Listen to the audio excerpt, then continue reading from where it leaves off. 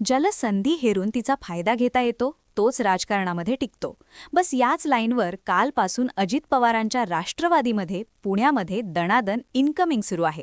जसं काही जिजाई बंगल्यावरती येणाऱ्या प्रत्येकाला दादा घड्याळाची पट्टी गळ्यात घालून पक्षात घेतायत. अगदी असंच नसलं तरी ज्यांना भाजपनं लाथाडलं त्या सगळ्यांनी सेकंड प्रेफरन्स म्हणून अजित पवारांच्या राष्ट्रवादीमध्ये प्रवेश केलाय. मग काय, दादांकडे तरी सगळीकडे लढायला उमेदवार कुठे होते? त्यामुळे त्यांनीही अशांना नुसतं पक्षात घेतलं नाही तर AB फॉर्मसुद्धा दिलेले आहेत. दादांची राष्ट्रवादी आणि साहेबांची राष्ट्रवादी यावेळेस पुण्यामध्ये एकत्र लढतीये. त्यांचा फॉर्म्युला काय आहे ते सुद्धा मी तुम्हाला सांगतेय. पुण्यामध्ये दोन्हीही राष्ट्रवादी एकत्र लढतायत. दोन्ही राष्ट्रवादी आपापल्या चिन्हावरती लढणार आहेत. मात्र ज्या ठिकाणी ज्या पक्षाचे उमेदवार जास्त आहे ते चिन्ह तिथे असेल.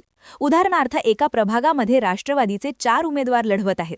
त्यातले 3 उमेदवार जर पवारांच्या राष्ट्रवादीचे असतील आणि एक अजित पवारांच्या राष्ट्रवादीचा असेल तर त्या ठिकाणी जास्तीचा फॉर्म्युला लागून तुतारी हे चिन्ह लागेल. तर जिथे दोन्ही पक्षाचे 2-2 उमेदवार असतील, जे 2 उमेदवार आहेत ते तुतारीवरती लढतील आणि 2 उमेदवार जे आहेत ते घड्याळाच्या चिन्हावरती लढतील. अजित पवारांच्या राष्ट्रवादीचे एकूण 165 पैकी 110 उमेदवार उभे करण्यात आलेत. शरद पवारांची राष्ट्रवादी 50 जागी निवडणूक लढवणार आहे, तर जितर घटक पक्षाला केवळ 5 जागा सोडण्यात आल्या आहे. 40 जागांवरती राष्ट्रवादी तुतारी चिन्हावरती लढणार आहे, असं सुद्धा आता स्पष्ट करण्यात आलेलं आहे.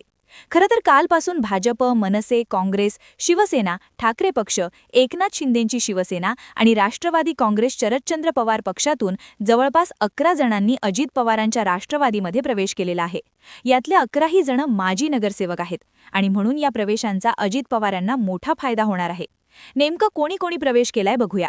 धनंजय जाधव भाजपचे माजी नगरसेवक होते. त्यांना तिकीट नाकारण्यात आलं. तात्काळ अजित पवारांना भेटले, पक्षामध्ये प्रवेश केला आणि तिकीटसुद्धा घेतलं.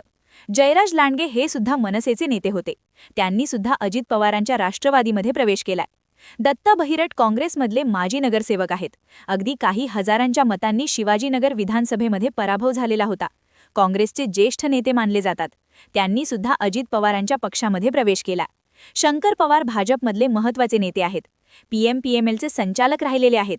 अजित पवारांच्या राष्ट्रवादीमध्ये गेलेले आहेत. मुकारी अलगुडे हे खरं तर भाजपमध्ये होते, त्यापूर्वी ते काँग्रेसमध्ये होते. माजी उपमहापौर सुद्धा पुण्याचे राहिलेले आहेत. ते सुद्धा अजित पवारांच्या पक्षामध्ये गेलेले आहेत. नीता आनंद मंजाळकर या शिवसेनेच्या माजी नगरसेविका होत्या. ठाकरे यांच्या पक्षामध्ये होत्या. त्यांनी सुद्धा प्रवेश केला. आनंद मंजाळकर हे नीता मंजाळकरांचे पती आहेत. ते सुद्धा गेलेले आहेत. यासोबतच स्वप्नील दुधाणे जे राष्ट्रवादी काँग्रेस शरदचंद्र पवार पक्षामध्ये होते, त्यांच्या आई लक्ष्मी दुधाणे ज्या आहेत त्या नगरसेविका राहिलेल्या आहेत वारजे कर्वेनगर भागामधनं. त्यांनी सुद्धा प्रवेश केलेला आहे. मधुकर मुसळे हे भाजपचे माजी नगरसेविका आहेत. अर्चना मुसळे ज्यांना तिकीट नाकारण्यात आलेले आहेत त्यांचे पती आहेत. ॲडव्होकेट मधुकर मुसळे हे सुद्धा आता अजित पवारांच्या पक्षामध्ये गेलेले आहेत. प्रकाश ढोरे मनसेचे माजी नगरसेवक आहेत. यासोबत महत्त्वाचं नाव म्हणजे नगरसेवक भाजपचे असलेले अमोल बालवडकर, जे बालेवाडी, बाणेर, पाषाण भागामध्ये नगरसेवक होते. आणि चंद्रकांत पाटील जे भाजपचे मातब्बर नेते म्हणून ओळखले जातात, कोथरूडचे आमदार आहेत, मंत्री आहेत. त्यांच्या जागी खरं तर विधानसभा लढवण्याचा इरादा त्यांनी दाखवलेला होता आणि त्याचं फळ म्हणून, त्याची शिक्षा म्हणून अमोल बालवडकर यांना सुद्धा भाजपने तिकीट नाकारलं. त्यांनी तात्काळ शेवटच्या काही तासांमध्ये अजित पवारांच्या राष्ट्रवादीचं घड्याळ हातात घेतलं आणि त्यानंतर उमेदवारी सुद्धा घेतली. त्यामुळे अजित पवारांनी दाखवलेल्या संयमाचं फळ त्यांना मिळाले असं म्हटलं तर चुकीचं ठरणार नाही. कारण अगदी अलगदपणे त्यांच्या झोळीमध्ये अनेक चांगले अनुभवी उमेदवार येऊन पडलेत. अगदी त्यांना आयतेच माजी नगरसेवक, ज्यांना निवडणूक लढवण्याचा अधिकार आहे, ज्यांना महापालिकेच्या कामाचा अधिकार आहे आणि ज्यांची स्वतःची अशी वोट बँक आहे, असे उमेदवार मिळालेले आहेत. त्यामुळे त्यांना फायदाच होणार आहे. मात्र हा फायदा प्रत्यक्ष लढतीमध्ये किती कामाला येणार आहे आणि त्यामुळे भाजपच्या संख्याबळ कमी होणार का, अजित पवारांचं संख्याबळ वाढणार का, हे सगळंच बघणं महत्त्वाचं ठरणार आहे. तुम्हाला नेमकं काय वाटतंय?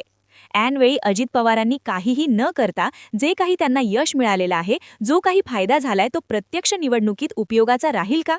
कमेंट बॉक्समध्ये व्यक्त व्हा आणि त्यासोबतच फॉलो करायला विसरू नका. महाराष्ट्रातील सर्व बातम्यांचे विश्वासार्ह व्यासपीठ माझा महाराष्ट्र न्यूज. लाईक, फॉलो आणि सबस्क्राईब करा. तसंच सर्व नोटिफिकेशनसाठी बेल आयकॉन प्रेस करायला विसरू नका.